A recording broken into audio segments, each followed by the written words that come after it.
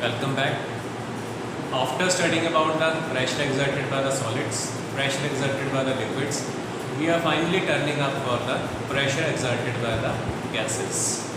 So just like a solid and a liquid, they are able to exert the pressure. Gases are also able to exert the pressure. The pressure exerted by the gas, we call it as the gas pressure or pressure exerted by the gas. The important main point we are discussing is the atmospheric pressure. We know that the earth is surrounded by a gaseous envelope of different gases, mixture of different gases. This gaseous envelope around the earth, we call it as the atmosphere. And this atmosphere extends up to many kilometers into the space from the surface of the earth. So this huge envelope of the gases around the surface of the earth is exerting its own weight on the surface of the earth, and this weight is acting perpendicularly with respect to the surface of earth. So this thrust, which is nothing but the weight of these gases acting on the surface of earth per unit area, we call it as the atmospheric pressure. Or in simple word, atmospheric pressure is the pressure exerted by the atmosphere on the surface of earth. The pressure exerted by the atmosphere on the surface of earth, it has a standard value of 10 raised to power 5 Pascal or 10 raised to power 5 Newton per meter scale.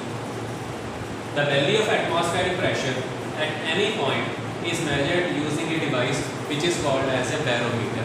So whenever we want to measure the value of atmospheric pressure at any point, we tend to use a device which is called as the barometer.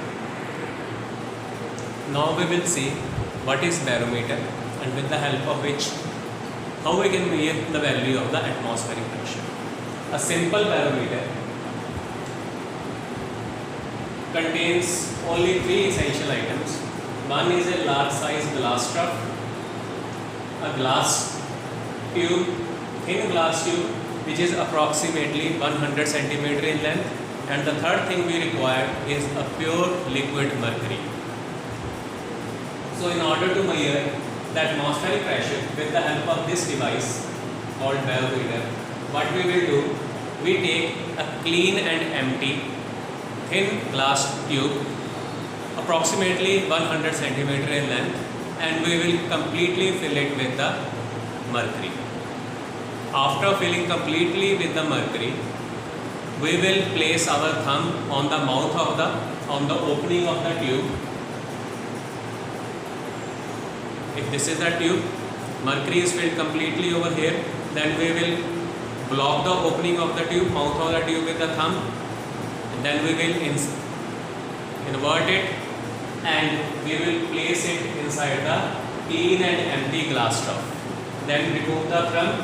After removing the thumb, some of the mercury from that glass tube, it will flow into the glass trough. But after some time, you will see that the flowing of the mercury from the tube into the glass trough, it will stop.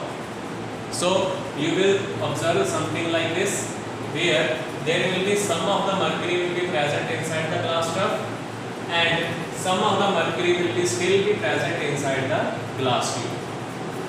In this case, we have free surface of the mercury in the glass trough and free surface of the mercury inside the glass tube. Now in this case, if you measure the height of the free surface of the mercury in the glass tube with respect to the free surface of the mercury in the glass trough, this height, this value of the height, it will give us the standard value of the atmospheric pressure. And if we perform this experiment a number of times, the value of this height always comes out to be equal to 76 centimeter of mercury column. Now what do you mean by this 76 centimeter of the mercury column? You see that when we invert the glass tube inside the glass trough, the mercury inside the glass tube is exerting huge pressure, due to which it will start flowing in the outside direction from the tube inside the glass trough. So when this mercury will come out inside the glass trough, the atmosphere is also exerting pressure on the mercury present inside the glass trough. So there are two pressures now acting. One is the pressure exerted by the mercury of the mercury present inside the tube, which is trying to flow it out of the tube. Second, the atmospheric pressure acting over here and here on the free surface of the mercury present inside the trough. That pressure is trying to push the mercury back into the test tube.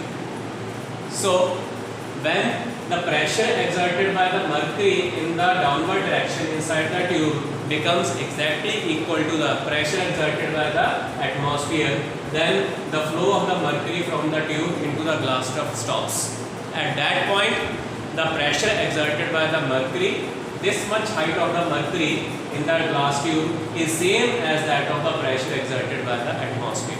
So if we measure this height which comes out to be 76 centimeter, this value means that if we have a mercury in a tube filled inside it up to a height of 76 centimeter, then this 76 centimeter of the mercury column at the base of the tube, it is going to exert the same pressure as it is exerted by the atmosphere on the surface of Earth. So in this way, the simple barometer help us to measure the value of atmospheric pressure and help us to express in the simplest form in terms of the height. So if any change in the value of atmospheric pressure is occurring, this value 76 centimeter will also change. If the atmosphere is exerting greater pressure, if the pressure of the atmosphere increases, the value of this 76 centimeter column, it is also going to increase. But if the atmospheric pressure decreases, then the value of this 76 centimeter column also decreases. If you want to change or express this pressure from 76 centimeter of mercury column into its standard SI unit, that is Pascal, we can use the expression pressure is equal to height density multiplied by acceleration due to gravity. Height is 76 centimeter converted into SI unit 0.76 meter multiplied by density of the mercury, which is 13,600 kilogram per meter cube, multiplied by G acceleration due to gravity 9.8 meter per second square. After you solve it out, the value of the standard or normal atmospheric pressure comes out to be 1.01 into 10 raised to power 5 Pascal. So in this way, we can measure the standard value of the atmospheric pressure. But remember, this value of the standard atmospheric pressure is only at the sea level. This means that if we go at a point above the surface of Earth, that is, we are gaining height, then the value of the atmospheric pressure will be decreasing.